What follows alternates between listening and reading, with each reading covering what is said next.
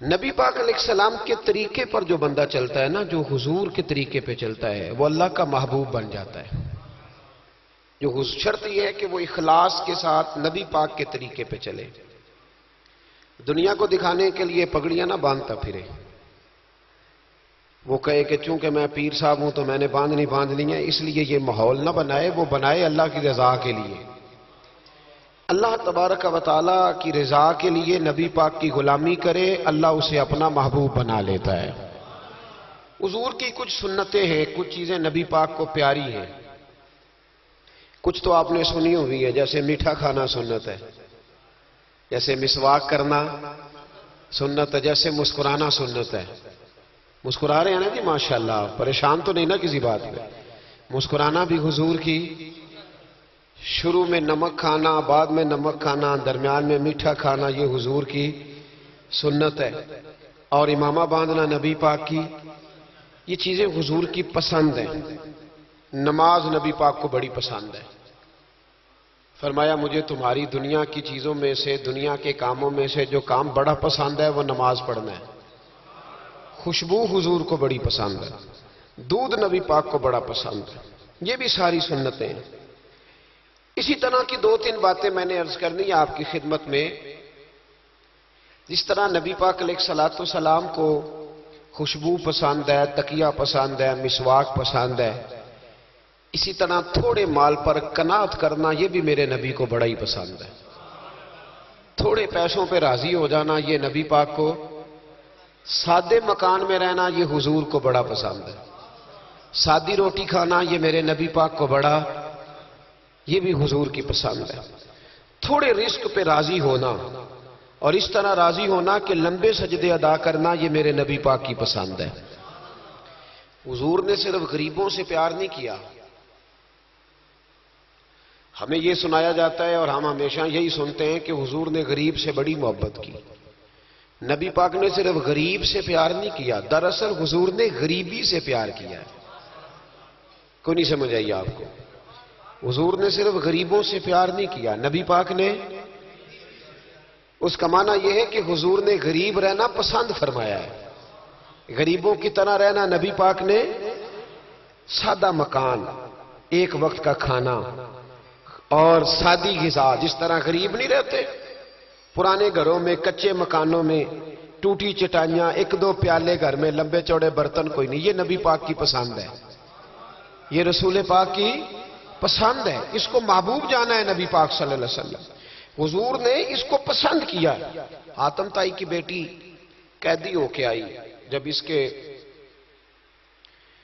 قبیلے پر، اس کے علاقے پر مسلمانوں نے حملہ کیا تو حاتم تائی کا جو بیٹا تھا عدی بن حاتم، وہ اپنی بہن سے کہنے لگا ہمیں پتہ ہے ہم مسلمانوں کا مقابلہ نہیں کر سکتے تو بھاگ جانے میں بہتری ہے، چلو بھاگ چلتے ہیں۔ تو بہن کہنے لگی بھائی تو نے بھاگنا ہے تو بھاگ جا، میں سردار کی بیٹی ہوں، میں قوم کے ساتھ جیوں گی، قوم کے ساتھ مروں گی، تو نے بھاگنا ہے تو بھاگ جا۔ عدی بھاگ گئے ڈر کے۔ یہ خاتون جو تھی ان کو گرفتار کر لیا مسلمان عورتوں نے، تو کہ یہ تلوار لے کے آئی تھی لڑنے کے لیے۔ ابن اسحاق ابن حشام دونوں کتابوں میں روایت موجود ہے۔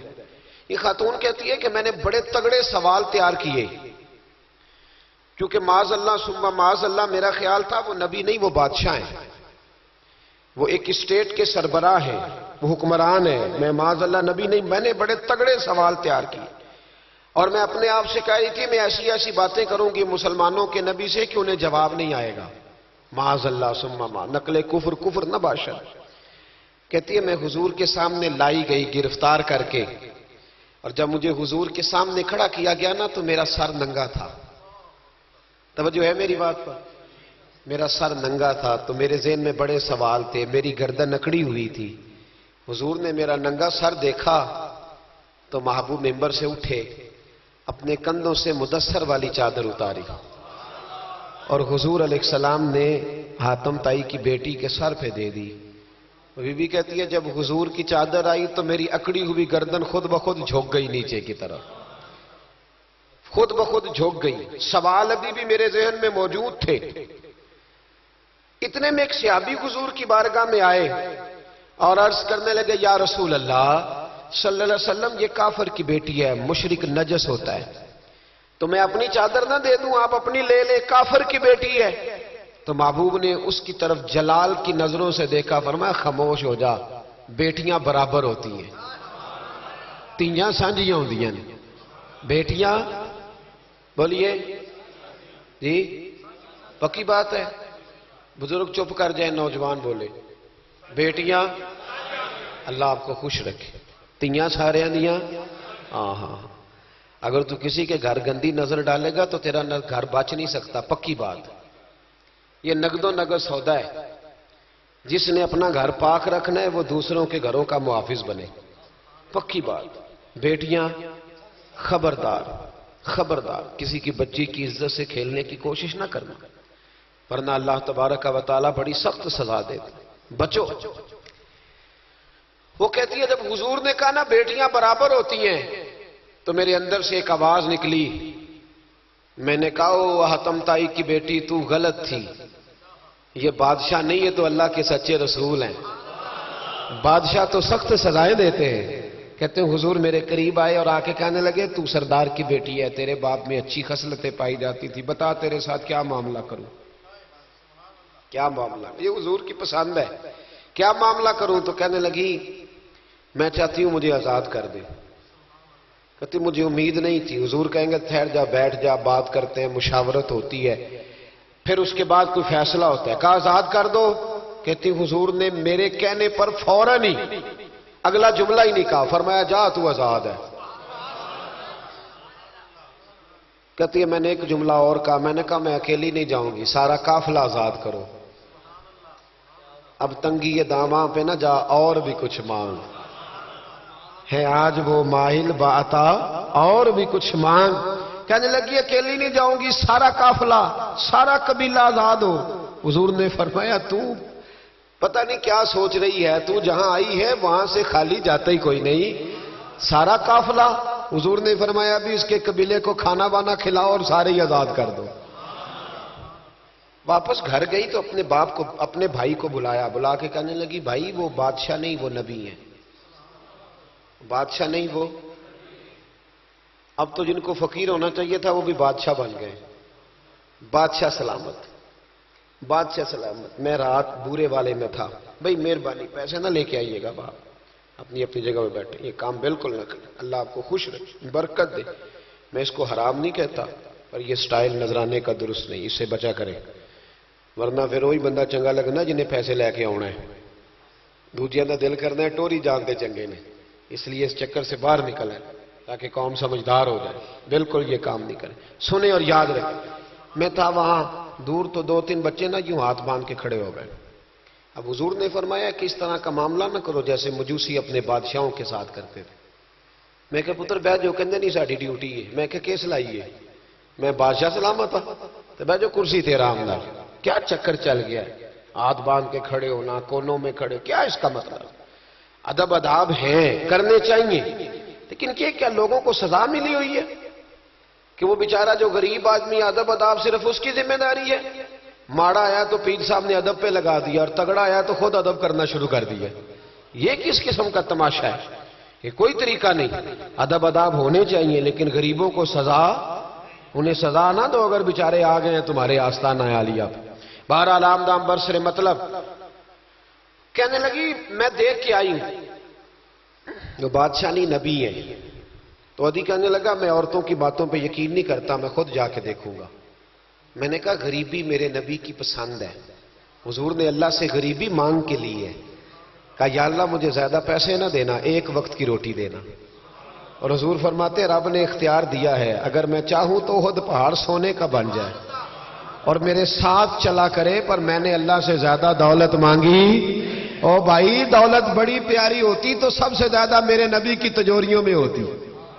حضور نے دولت بانٹی ضرور ہے لیکن حضور نے اس سے پیار، یاد رکھے ہم تو پاگل ہو گئے پیسوں کے پیچھے بھاگ بھاگ، جو سڑک پہ ادھر جا رہا ہے وہ پیسے دینے جا رہا ہے، جو ادھر جا رہا ہے وہ لینے جا رہا ہے، پیسے کا ہی چکر ہے سارا، پیسے کا ہی چکر ہے، پیسے۔ ایک صاحب نے فون کیا کہنے لگے کو ٹائم دے دیں، تو میں نے کہا بس یار وقت تھوڑے دے دیں، کہتے تو خوش کر دیں گے۔ میں کہ مثلاً تو کی کرے گا؟ کہتے جننے پیسے کہو گے لب جائیں گے۔ تو میں نے کہا یار ہر ایک کو بکاؤ مال نہ سمجھا کر، ہمارا بہت زیادہ ریٹ ہے، تو دے ہی نہیں سکتا۔ کہنے لگے کون دے سکتا ہے؟ میں نے کہا دنیا میں کوئی بھی نہیں دے سکتا، ہمارا ریٹ ذرا زیادہ ہے۔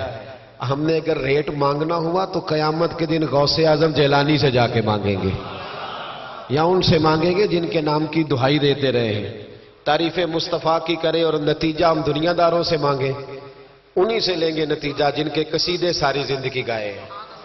ہاں تو اس لیے چکر سے باہر عام دام برسرے مطلب ادی کہتے ہیں کہ میں خود جاؤں گا پھر جا کے دیکھوں گا۔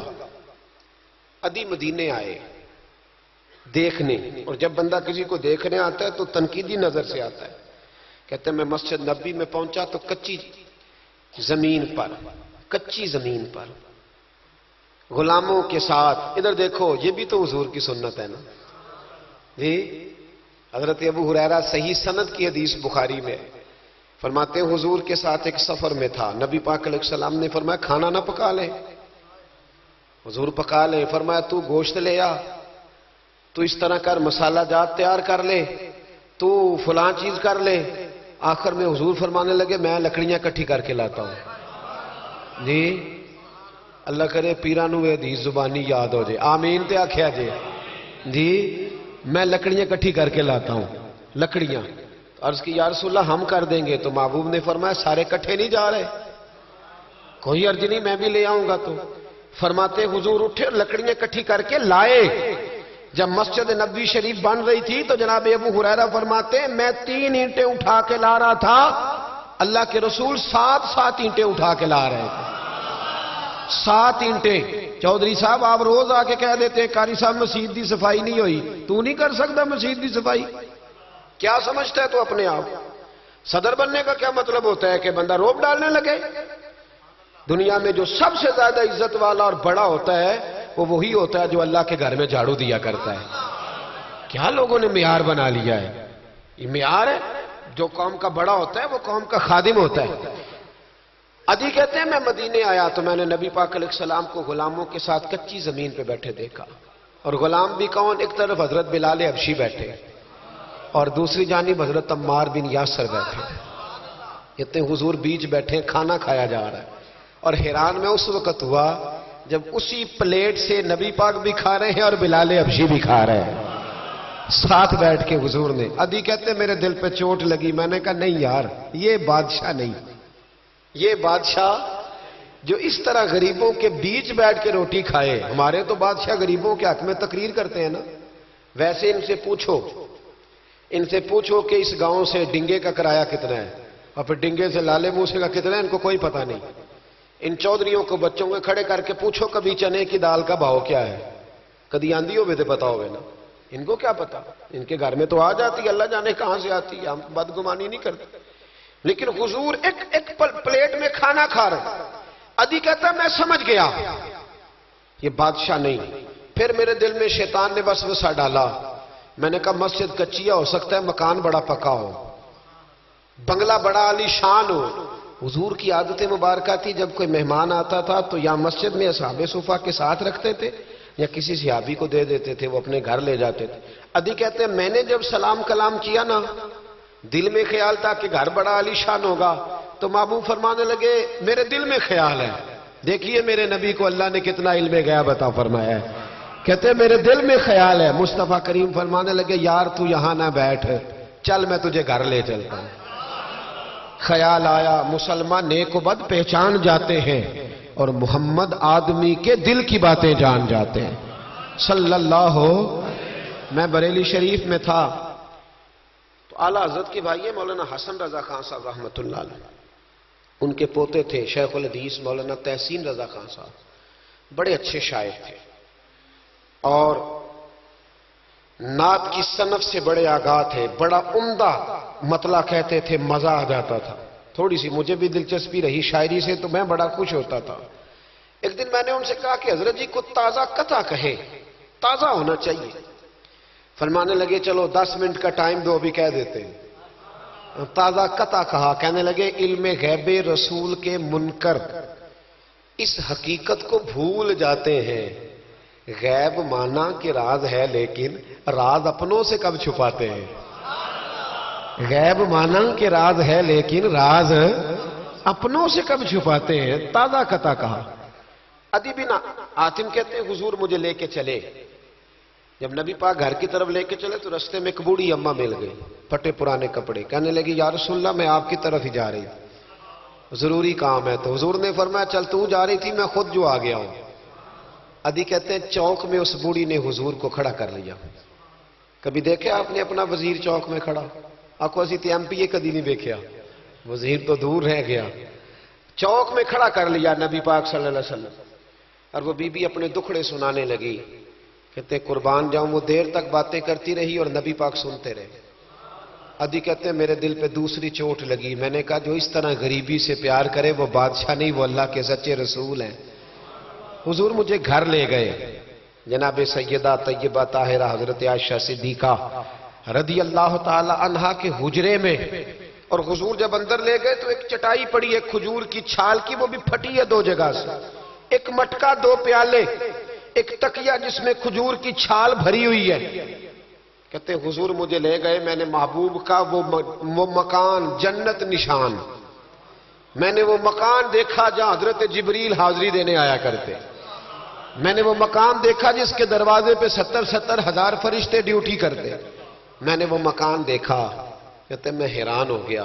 حضور مجھے بٹھا کے گئے دوسرے کمرے میں، اور وہاں سے حضور سرکہ لائے، کھجوریں لائے، تھوڑا سا کھانا لائے، کہتے میرے سامنے رکھا۔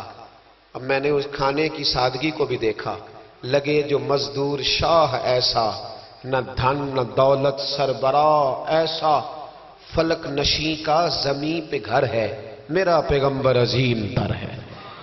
کہتے حضور صلی اللہ علیہ وسلم نے کھانا دیا تو حضور کی وہ سادگی، ادھر دیکھیں اس بندے میں سادگی نہیں نہ ہوتی، اس میں اپنائیت نہیں ہوتی۔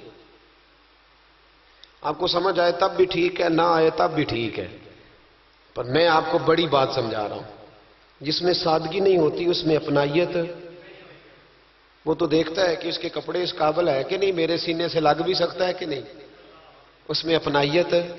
جو لوگ سادے نہیں ہوتے ان کے زیادہ رشتے نہیں ہوتے، ان کا لوگوں سے زیادہ پیار، اس لیے کہ وہ تو انتظار کرتے ہیں، کہتے ہیں میرے نال دی جتی پائے گا تو میرے نال ٹرے گا۔ جو سادے ہوتے نا، سادے جو لوگ غریب پرور ہوتے، ان کے رشتے بڑے پیار، بڑا محبتیں بڑی، زمانہ ان سے بڑا وابستہ ہو جاتا ہے، اس لیے کہ وہ لوگوں کے قریب آ جاتا ہے، وہ نیچے اتر کر لوگوں سے ملتے گلتے، وہ یہ نہیں دیکھتے میرا قد کتنا بڑا ہے، وہ یہ دیکھتے ہیں یار سامنے والے کا پیار مجھ سے کتنا ہے۔ وہ نیچے اتر کر لوگوں سے کہتے ہیں نبی پاک علیہ السلام نے بڑا سادہ سا مجھے کھانا دیا، جب میں کھا چکا تو حضور فرمانے لگے سارا کچھ تو آپ نے دیکھ لیا، کیا پروگرام ہے، کب جانا ہے؟ آپ نے دیکھ لیا سارا کچھ، اگلا پروگرام بنائے۔ تو عدی کہتے میں دور بیٹھا تھا، میں اٹھ کے قریب آ گیا، میں نے کہا محبوبہ اب کہاں جانا ہے، مجھے کلمہ پڑھائے، میں مسلمان ہونا چاہتا ہوں۔ یہ غریبی حضور کی پسند ہے، تھوڑے پہ گزارا کرنا سیکھو۔ پتہ ہے دنیا میں سب سے زیادہ سکھی کون بندہ ہے؟ وہ بندہ سکھی ہے جسے اللہ نے جو دیا ہے نا وہ اس پہ راضی ہو گیا ہے، وہ بندہ بڑا سکھی ہے۔ جو دائیں بھی دیکھتا ہے بائیں بھی دیکھتا ہے، کسی کی کار دیکھتا ہے، کسی کی ہیوی بائک دیکھتا ہے، وہ ٹینشن میں رہتا ہے۔ سکھی رہنا چاہتے ہو تو جو اللہ نے دیا اس یہ حضور کی پسند ہے۔ دوسری بات، معاف کرنا میرے نبی کو بڑا ہی پسند ہے۔ کیا کرنا؟ بول کے بتائیں، بول۔ نبی پاک کو بڑا، آپ بھی معاف کر دیتے ہیں نا جی؟ ہمارے ہاں معافی نہیں ہوتی، صلح ہو جاتی ہے۔ چودھری صاحب پریشر پایا صلح کر لو، کہنے چلو ان چودھری دی کیویں موڑیے، صلح کر لینے، پھر جدو قابو آئے گا ویکھی جائے گی۔ تو یہ معافی نہیں ہوتی۔ یہ کیا ہوتا ہے؟ آپ جب کسی کو معاف کرتے ہیں تو آپ کا قد اونچا ہوتا ہے۔ ایک پتے کی بات لکھی ہے میرے اعلیٰ حضرت نے، اسے پلے سے باندھ لو۔ اعلیٰ حضرت فرماتے ہیں بدلہ لینے والا پریشان رہتا ہے اور معاف کرنے والے کو اللہ سکون عطا فرما دیتا ہے۔ معاف کرنے والے کو اللہ، اگر سکون چاہتے ہو تو معاف کرنا سیکھو، درگزر کرو۔ درگزر حضور کی پسند ہے، نبی پاک معاف کرنے کو بڑا پسند کرتے ہیں۔ لمبی چوڑی بات دل میں بسا کے رکھنا، بغض پالنا، کسی کے خلاف پلاننگ کرنا، یہ حضور کو پسند۔ نبی پاک ایک جنگ سے واپس آ رہے تھے، تلوار مبارک ہاتھ میں تھی، تو ایک جگہ حضور کا آرام کرنے کو دل چاہا۔ اللہ کے محبوب صلی اللہ علیہ وسلم نے اپنی تلوار درخت سے لٹکائی، حضور آرام کرنے لگے، باقی صحابہ دور دور آرام کر رہے تھے۔ غوث بن حارث نام کا ایک شخص تھا، بخاری میں موجود ہے، کافر تھا۔ اس نے حضور کو آرام کرتے دیکھا، حالانکہ نبی پاک فرماتے ہیں میری آنکھیں بند ہوتی ہیں، دل میرا جاگتا رہتا ہے۔ اس نے دیکھا حضور علیہ السلام کی تلوار لٹک رہی ہے تو آ کے تلوار اتاری۔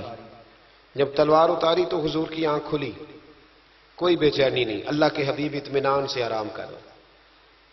کہنے لگا اے محمد ابن عبداللہ، سب کہیے صلی اللہ علیہ وسلم، اے محمد ابن عبداللہ صلی اللہ علیہ وسلم، اب آپ کو مجھ سے کون بچائے گا؟ کون بچائے گا؟ میرے محبوب کا توکل دیکھیں، بھروسہ دیکھیں، یقین دیکھیں۔ حضور اٹھ کے بیٹھ گئے، دستار مبارک کو سیدھا کیا، فرمانے لگے مجھے میرا رب بچائے گا، مجھے میرا رب بچائے گا۔ جب آپ کی زبان سے یہ لفظ نکلے تو وہ کانپنے لگ گیا، کافر کانپا، اس کے ہاتھوں سے تلوار گر گئی۔ اللہ کے محبوب نے اٹھ کے تلوار پکڑ لی، فرمانے لگے مجھے تو میرے رب نے بچا لیا ہے، وہ تو بتا تجھے کون بچائے گا؟ مجھے میرے رب نے۔ اچھا اب یہ بتائیں آپ کہ ہمارے قابو بندہ آ جائے جو اس طرح حملہ کرنے آئے تو ہم کیا حال کرتے؟ بولے یہاں تو بعد میں پتہ چلتا ہے کہ بیچارہ چور نہیں تھا، لیکن لوگوں نے مار مار کے مار ڈالا، بعد میں پتہ لگتا ہے۔ غور کرنا، غور، ان روایتوں کو صرف سن کے نہ گزر جایا کرو، اس کا پس منظر سمجھیے۔ بندہ قتل کرنے آیا ہے، اب اس کی تلوار قابو آئی، حضور نے فرمایا تیرے ساتھ کیا کروں، مجھے تو اللہ نے بچا لیا۔ اس نے گردن جھکائی، مطلب یہ تھا کہ جو دل کرے کرے۔ تو محبوب علیہ السلام مسکرائے، فرمانے لگے جا میں نے تجھے معاف کیا۔ چلو انجی دعا کر لو، اسی چھوٹے بھرا نوں ہی معاف کرنا سکھ جائیے۔ چلو کوئی ساس سورا نو ہی معافی دے چڑے، کوئی نو ہی ساس سورے نو معاف کر چڑے، کہیں تو معافی ملے، کہیں تو جان چھوٹ جائے۔ کوئی کسی کو معاف کرے، خامد بیوی کو کر دے، چلو بیوی شاید بھی بڑی دکھی ہیں، اب تو ہر بیوی دکھی ہے اللہ ماشاءاللہ، وہی کہیں معافی دے دے۔ خدا را معاف کرنا سیکھو۔ اتنا بغض اندر بھرا ہے، سالوں بیت گئے، رشتہ دار ایک دوسرے سے مل نہیں رہے، معافی نہیں دے رہے۔ فرمایا جا تجھے معاف کیا۔ وہ شخص جانے لگا تو اگلے لفظ قاضی ایاز مالکی نے شفا شریف میں لکھے، جب جانے لگا تو حضور نے آواز دی، واپس آیا، محبوب فرمانے لگے یار تو اتنی دور سے چل کے آیا ہے، میرا طریقہ نہیں مہمان کو خالی بھیجنے کا، لیکن اب یہاں سفر میں میں تجھے کیا دوں، تو اس طرح کر یہ تلوار میری تحفے میں لے جا، کر کے دکھا نا تو بھی ایسے، تو حضور کی غلامی کا دعویٰ نہیں کرتا۔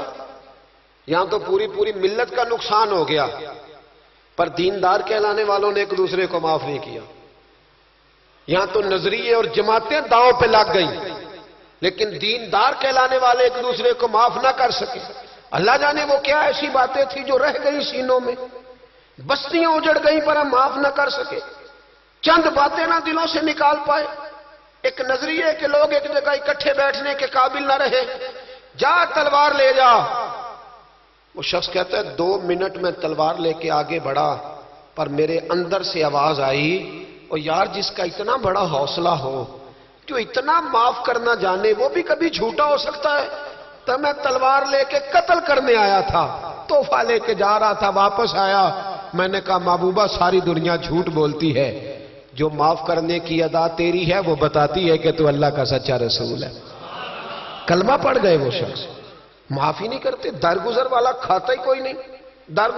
ایک صاحب کہنے لگے جی باقی تو ساری باتیں اچھی ہیں، فلاں مولوی صاحب کی ایک عادت نہیں مجھے پسند، تو میں کہا چل ایک دی معافی بھی دے چھڑی دیے، ایک نہ پسند ہوئے تو ایک دی، لیکن تو 99 نہیں ویکھیاں تو ایک ویکھ لی جڑی نا پسند سی، ایک دی تو چلو معافی ملنی چاہیے، انسان ہے۔ ویسے میرا تو خیال ہے کہ کوئی بندہ 55% ٹھیک ہو تو اس کی تعریف کرنی چاہیے۔ جی میں آپ کو صحیح بات بولوں، کتنے فیصد ہے بول کے بتائیں، اسی کتنے فیصد صحیح ہے؟ تو پھر کم از کم جو 55% صحیح ہے اسے تو صحیح مان لو۔ اپنا اگر حال 5% ہے تو جو 55% ٹھیک ہے اسے تو صحیح مان لو۔ چلو چھوڑو 45% بھی اگر غلط ہے تو پھر بھی زیادہ پرسنٹ تو ٹھیک ہی ہے نا، معاف کریں۔ حبار بن اسود، اس نے حضور کی بیٹی کو شہید کیا تھا۔ بیٹیاں بڑی پیاری ہوتی ہیں، یہ بیٹی جو ہوتی ہے نا یہ دل کا سکون ہوتی ہے۔ بڑی پیاری. اور بیٹیوں کا سکھ انسان کو جوان کرتا ہے، ان کا دکھ بندے کو بوڑھا کر دیتا ہے. حبار بن اسود نے نبی پاک کی بڑی شہزادی، حضور کی چاروں بیٹیوں نے دین کے لیے بڑی قربانیاں دی ہیں. ہمارا تو پراپوگنڈا ہے نا، جدھر دنیا چل گئی بہرحال اس میں کوئی شک نہیں کہ عظمت زیادہ سیدہ فاطمہ کی ہے، پیار زیادہ حضرت فاطمہ سے کیا گیا ہے. لیکن حضور کی بیٹیاں کتنی ہیں بولے؟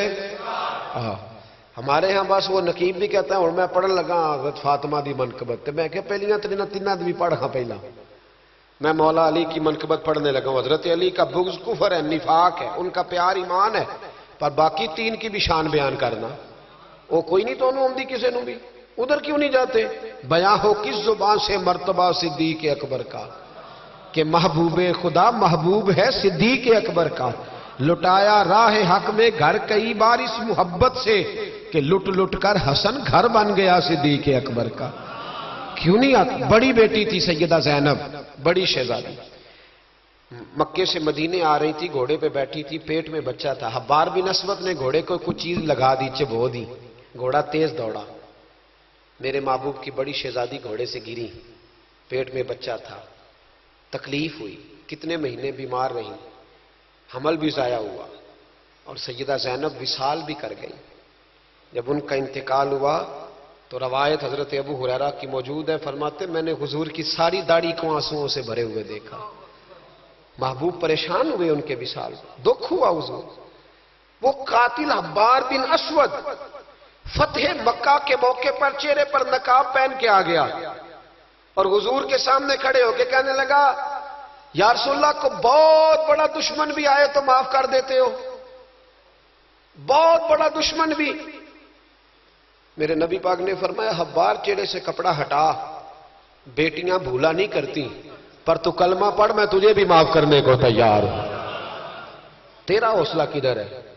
تو درگزر ہی نہیں کرتا، تو سڑک پہ لڑ رہا ہے، چوک پہ لڑ رہا ہے. آخری بات سنیں، حضور نے غریبی کو پسند کیا، معاف کرنے کو بڑا پسند کیا، اور نبی پاک صلی اللہ تعالی علیہ وآلہ وسلم نے صلح کرانے کو بڑا پسند فرمایا.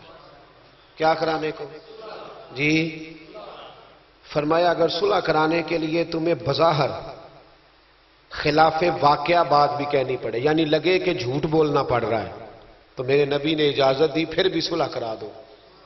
آج ہم نہ لڑائی کرا رہے ہیں، لڑائی کرا رہے ہیں، لیڈروں کی بھی لڑائی کئی مشیر کے لات کراتے ہیں. اس پر دلیل دوں گا، مشیر ناراض نہ ہو جائے پر دلیل دوں گا. مولا علی شیر خدا سے ایک شخص نے کہا حضور باقی تین خلفاء کے زمانے میں اتنی جنگ نہیں تھی جتنی آپ کے زمانے میں.